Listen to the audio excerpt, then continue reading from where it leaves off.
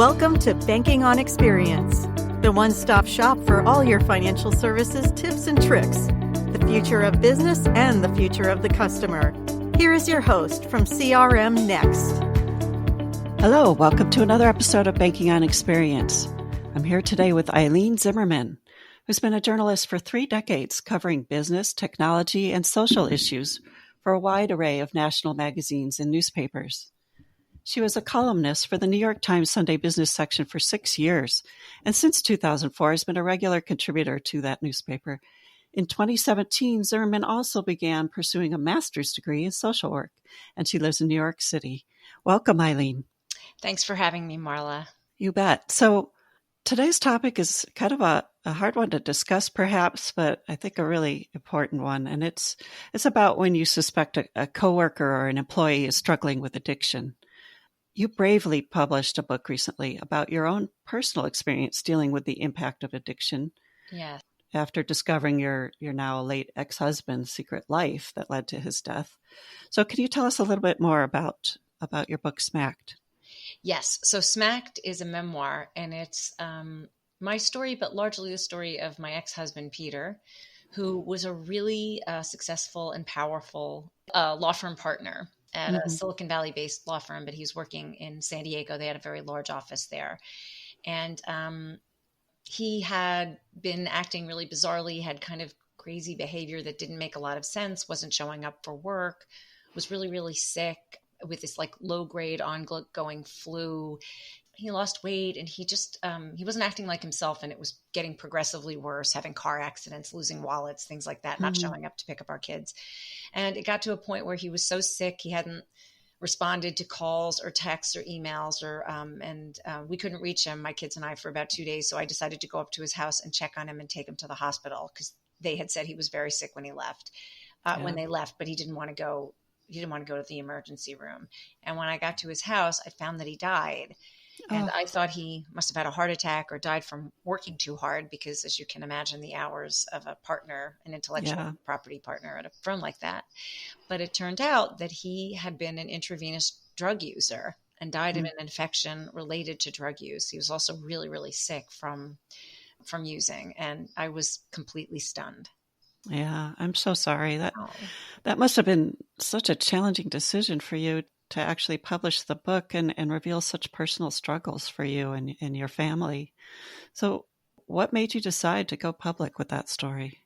Well, I'd been a journalist for many years, and I remember at Peter's house when the medical examiner came, I was just in shock that someone like him, Ivy League educated, he had 2 advanced degrees, he was a chemist and a lawyer, would do something like that, would put needles in his veins, knowing what it could do to you, knowing he had children. And she said, we see a lot of this now. We see a lot of these high power executives dying of overdoses, especially amphetamines. And I thought, well, there's something here that's worth exploring. And so I was executor of Peter's estate. And as that was winding up, it took about 2 years. I also started researching drug use and abuse in white collar professions to see, was it a one-off or was this endemic to that population? And I found that there was a lot more drug use and certainly drinking and addiction among very high-powered, successful professionals in law, but also in other professions like finance, technology, medicine. And I wound up writing a story for the New York Times about the legal profession, partially because I was angry at what had happened to him and that he hadn't had a way to talk about it with someone and get help before it got to the point it got to. And partly as part of my processing, I needed to make sense of it and needed to kind of let the world know this was a problem, that they may not realize this is a problem in their backyards. And it got an enormous amount of traction. And I got a lot of mail, emails and social media messages from people telling me they'd experienced something very similar. Yeah. And that made me think, well, I should write a book about this experience and connect with other people and also publicize the problem. Right. So you mentioned some sectors that, maybe have seen more addiction than others. Are there certain types of jobs that are more vulnerable to addiction issues amongst employees? And is banking one of them? I think the financial sector in general, the many jobs in that, from banking to investment banking to retail banking, as well as hedge fund management and, everything from the people that analyze the data and make the buying and selling decisions, manage other people's money. I think there's a lot of there is a lot of stress. I mean, whenever Yeah. money is involved, there's a lot of stress. There are people depending on you for, as the banker, as the finance professional, for a lot of different things. And so, yes, I think absolutely that was, I mean, I did interview quite a few people in the finance professions. I interviewed hedge fund vice presidents, banking vice presidents, executives at financial services firms, people that had gone from law to finance to law, things like that, people involved with SEC issues. And they all felt, these were all people that were in recovery or that were trying to get there. And the constant stress and the anxiety endemic to those professions like finance and law, there's a lot of pressure on these professionals to make things right, seem to really play a big role for jobs. So what steps should managers or coworkers do if they do suspect that there's a problem with addiction for one of their coworkers or employees? Well, I think this is a really complicated problem, partially because of privacy laws. I think, well, especially in the legal profession, they're highly aware of how litigious people can be, and they're very reticent to kind of get involved where they think they shouldn't be. Yeah. But I think what happened in Peter's example in law, as an example of one of these professions, was that he was clearly declining and unraveling, but everybody was afraid around him to say anything or draw attention to it. Or if they did, I would imagine he got very defensive and they decided to leave it at that. And I think in any profession, especially when someone is in a position of authority, it's very hard to kind of call them to the carpet. But I do think there are things you can do. I think especially as a manager of someone that you might suspect has something going on, I think you can call them into a conference room privately and let them know, number one, that you suspect that something is going on. You're not quite sure what it is, but they have been acting erratically or not like themselves, or their performance is suffering. And that what you're most concerned with is their well-being, and that you want to help them. I think if someone had said to Peter, look, you're not going to lose your job, you're not going to be disbarred, just let us help you, because he was a really good attorney. And I know, because I did talk to his boss after he passed away, and he absolutely would have gotten him help. And I think Peter's job would have stayed there for him after he got through detox and rehab. But I know Peter, and I'm sure he was absolutely not going to tell another soul. And I can imagine anyone in a position of authority, in a financial services firm, in a technology firm, it's very difficult to admit to your peers or your supervisor that you're struggling with an addiction. Sure.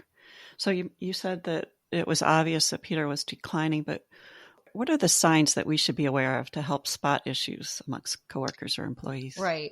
Well, alcoholism or drug addiction, whether it's opioid addiction or amphetamines, I think there are certain common symptoms. A lot of times there's weight loss, even with alcoholism, although there is also alcohol has a lot of calories, but people generally aren't eating other nutritious things. They're just drinking a lot. So you would imagine if you saw a lot of weight loss, that's very unusual. Somebody that just looks sort of gray or has a jaundice pallor, doesn't look right. A lot of sweating, during the day, even when it's not hot, like in the middle of an air-conditioned room, Peter would be sweating profusely. And then sometimes we'd be outside in Southern California and it would be 80 degrees and he'd be shivering. So those kinds of things didn't make sense. Interesting. But you could also attribute it, you could think, well, he has been kind of sick. Maybe it's the flu. Maybe if he's a cold and it's the chills. And, sometimes when you're sick, you do that. But I think consistently seeing that is a sign that something's not right. Shaking hands and also bizarre behavior, especially cognitively. If somebody's suddenly writing emails or texts or briefs or memos and they don't quite make sense, or they can't kind of stay in touch during a meeting or a conference call. They seem to be wandering, or a lot of absences that are unexplained, a lot of lateness. And if somebody is abusing opioids or pills like that, they'll often be very sleepy. Peter would sometimes fall asleep just while reading a document or reading mail. He'd have to close his door. He said, "Oh, I'm so tired, I had to take a nap." Like, that's not, especially if that's not the usual behavior. Those are all signs that something is going on, whether it's drinking or drugging or whether it's a serious illness. You probably want to offer your coworker or your direct report assistance and say, like, I'm here, I care about you. What can I do to help you? Or when you're ready, whatever it is, when you're ready to talk about it, I just want to let you know I'm here and I don't want to judge you. And what I want to do is I want to help you. Right. And I think, from reading your book, one of the things I didn't know about that you mentioned was he also ate a lot of candy. That was Yes. a Oh, sign that's too. true. Right. He did. And I think people with opioid addictions, there's a lot of evidence clinically. They tend to crave sugar. They're not sure why, Mm, but they think it has something to do with enhancing the high. Sugars kind of hits the same buttons in your reward system that an opioid does. So it just kind of ah, enhances that experience. And yes, craving sugar, not eating. He hardly ate anymore, but he ate lots of candy. So I think that would definitely be a sign. yeah. But he was very good at sort of coming up with excuses to cover up that behavior, Yeah, that's apparently. the thing, right? I mean, these are very high functioning, intelligent human beings, and very good at coming up with creative lies to cover it. Yeah. So is the current pandemic having an impact either positively or negatively on those struggling with addiction issues, do you Well, I think? think there has been some anecdotal evidence that people that were trying to stay in recovery from alcohol or drugs, they've been prevented from going to in-person meetings like AA, NA, and other kinds of support groups. And even though Mm, a Zoom support group is helpful, my understanding from people that have had to switch is that it's not the same.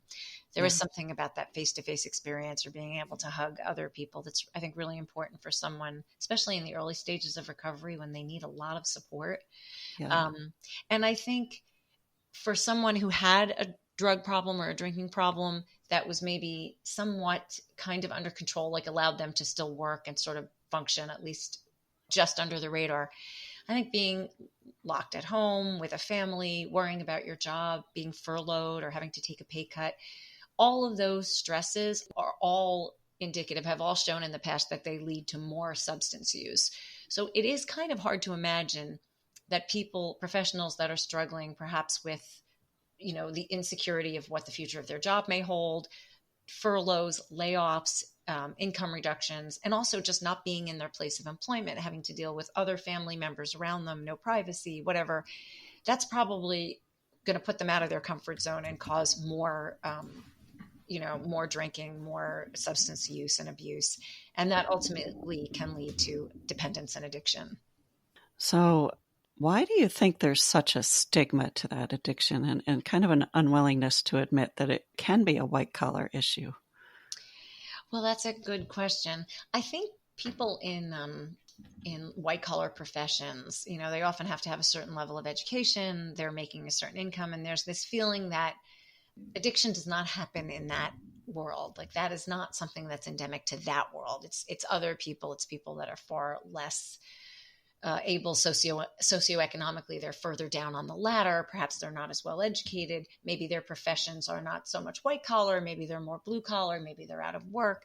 So I don't think we've historically seen, super successful professionals or even moderately successful professionals, mid managers as people that would necessarily be struggling with an addiction.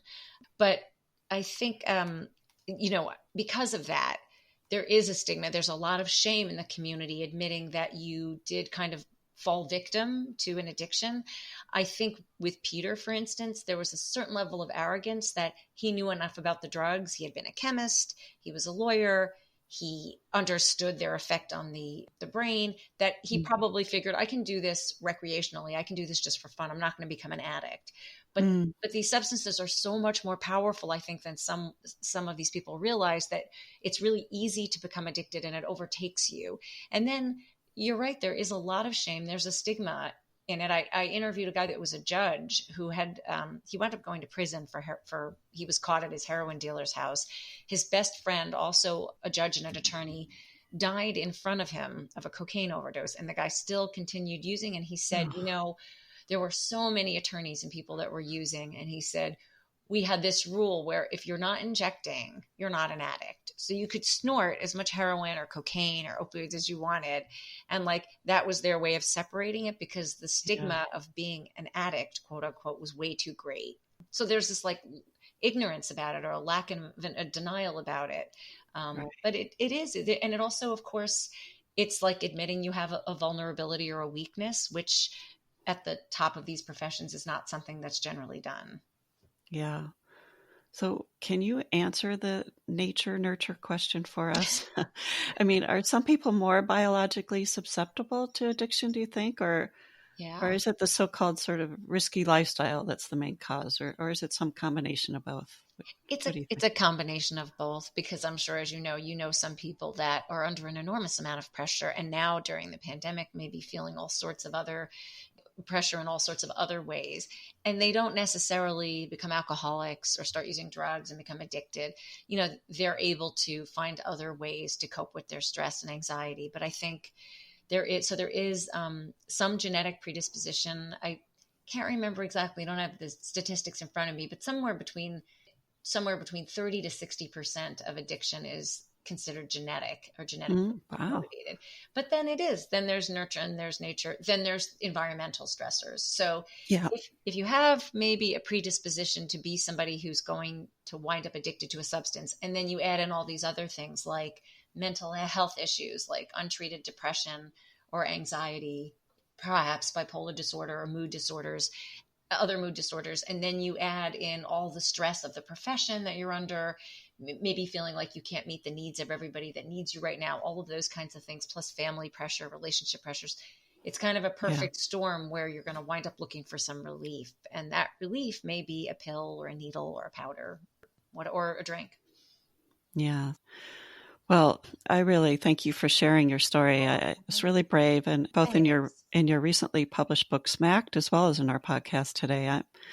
I know by shining a light on the issue, I'm certain you'll help others. Oh, I hope so. Thanks, thanks for Marla. that. But in the spirit of helping others, I'd love to sort of end on an up note, and it's the same question we give every guest. But do you have a company in mind that has really treated you more like family than a customer? I do. It's funny. We all think of the stories of the companies that have not done that. I think those stick in your mind too. But I have an example of a very large company and a really small company. Sure. So the large company is Schwab, which is a huge company. But when I first got divorced, I didn't really know much about money, because my ex-husband he earned so much more. I was a writer and he was a lawyer, so he kind of handled all of that. And I felt very ashamed when we split up, and also really at a disadvantage because of my ignorance. And I wound up connected with a wonderful female financial advisor at Schwab. And I didn't have much at that point to manage, but I wanted to build up my retirement and try to maximize my income. And she was wonderful. And she's still my advisor today. And it's been almost 10 years. She just really never condescended to me, always made me feel like I was as important as her clients that had, tens and 20 of millions of dollars. I was a single mom and an investor in that way, but she always took the time to talk to me, gave me an enormous education about how to read financial statements and what investment strategies are and how it works. And to this day, through Peter's death and setting up trusts for my kids and all of that, she's just been incredibly helpful and always made me feel like I was just as important as any other client. And she always took the time to explain things. So, I feel like I'm committed to Schwab because of that.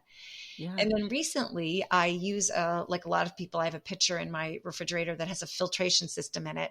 And it's from a slightly lesser known company. It's called Clearly Filtered. And it's a really good filtration system, but the filters are expensive. So I had replaced mine and gotten it in the mail, and I plugged it in my pitcher, and little black specks were coming out, I think the carbon in the filter. And I kept thinking it was my fault. So I just called them. And first of all, I called an 800 number and they answered like immediately. And I said, I'm having this problem. And the guy on the phone was like, you know what? It sounds like it was damaged in transit. And I said, okay, do you want me to return it to you? And he said, no, you just throw it out. We'll send you another one. We'll get it out today. I was like blown away. I got it within 3 days. They tracked me, like they sent me emails, followed up to see if everything was okay. And it's wonderful. And I was thinking, this is the way to do it, because even though their filters are a little more expensive than like Brita or other competitors, I'll probably be a client of theirs now for life, because they were so great to me. So I think it shows you the power of good customer service, right? Yeah. And what's interesting is that they turned around a bad situation and made you a client for life. Yes, they had a product leak. So shout out to Clearly Filtered and to Schwab. Thank you so much for joining us today, Eileen. It's been a real pleasure and very eye-opening information. Thank you, Marla. Thanks for listening to another episode of Banking on Experience. Remember to tune in each week and subscribe, where we aim to simplify work, drive growth, and deliver on experience.